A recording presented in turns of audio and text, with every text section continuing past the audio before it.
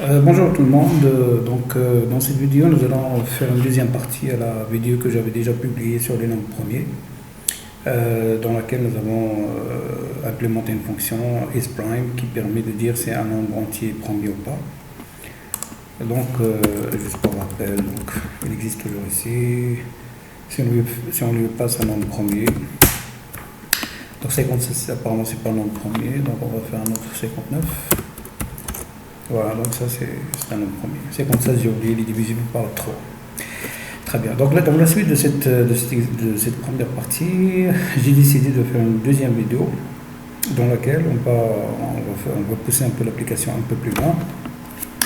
Et on va lui demander, sur une sélection de nombres aléatoires, de mettre en forme des cellules qui contiennent un entier premier.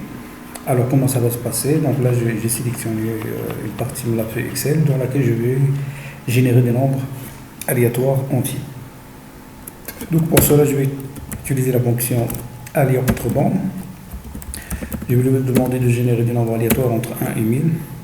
Il faut faire attention pour cette application, il ne faut pas faire 1 et 10 000 ou 1 million, etc. parce que ça risque de crasher la machine. Après ça dépend des performances du processeur, de la mémoire, etc. Mais rester dans ces bornes-là, 1 et 100, 1 et 1000, etc., ça va permettre que tout se passe bien. Donc là, je fais CTRL Entrée pour remplir toute la sélection. Donc avant d'aller plus loin, on va faire une petite manip. Et avant de la faire, je vais vous dire pourquoi on va la faire. Donc, si cellules contiennent normalement des formules, donc si je fais formule...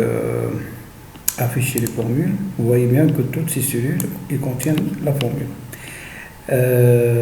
Tant et si bien que si je change quelque chose dans une autre cellule, Excel il va recalculer cette matrice. Je vais vous le démontrer. Donc si je fais ici par exemple Hello World, en fait Excel il va recalculer le contenu des cellules de cette sélection en fait. Parce qu'ils contiennent des formules. Donc chaque fois, il va faire ce travail-là. Donc pour éviter ce rafraîchissement qui peut s'avérer perturbant un peu, on va sélectionner nos entiers, on va faire copier et on va faire un collage spécial. On va copier les valeurs, coller les valeurs. Alors si on refait formule, afficher les formules, et bien il n'y a plus de formules. Il y a les nombres, les derniers nombres qui étaient là, ils ont été,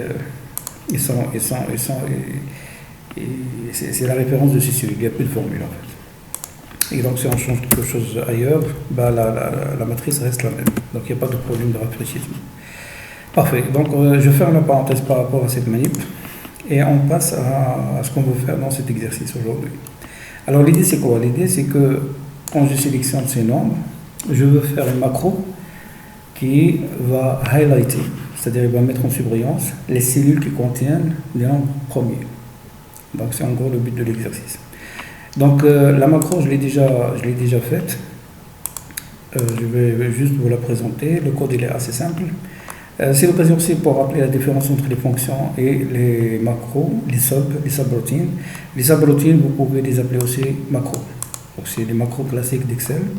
Les fonctions, c'est plus des formules. Donc si vous voulez faire construire une formule customized ou la personnaliser, vous faites fonction. Si vous voulez faire une macro, vous faites du subroutine. Alors sub highlight primes, donc comme son nom l'indique, il va mettre en évidence les nombres premiers. Donc on part sur une sélection.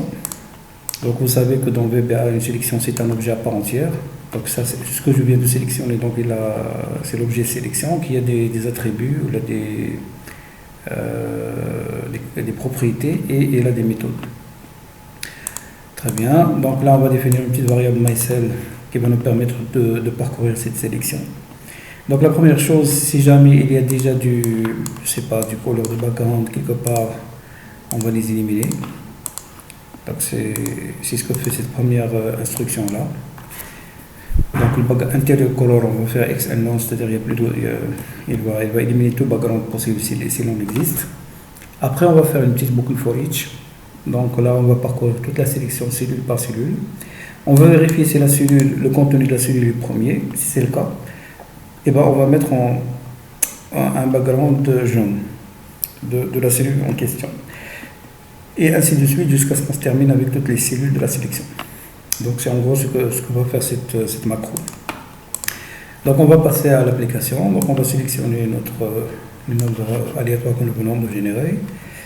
Alt F8 pour nous afficher les macros qui existent dans ce classeur. Sinon, vous pouvez aller directement dans le menu développeur, macro, et là, il va vous lister toutes les macros disponibles. Donc là, la macro qui nous intéresse, c'est Highlight Prime, on va l'exécuter, et voilà. Donc là, il nous a sélectionné tous les nombres premiers qui existent dans cette sélection. Donc j'espère que l'exercice vous a été utile. Il m'a permis de vous présenter la fonction aléatoire de génération de nombres, l'objet sélection du VBA et quelques instructions pour la mise en forme. Donc j'attends vos commentaires, je me ferai un plaisir de les lire. Et d'ici la prochaine vidéo, portez-vous bien. Ciao.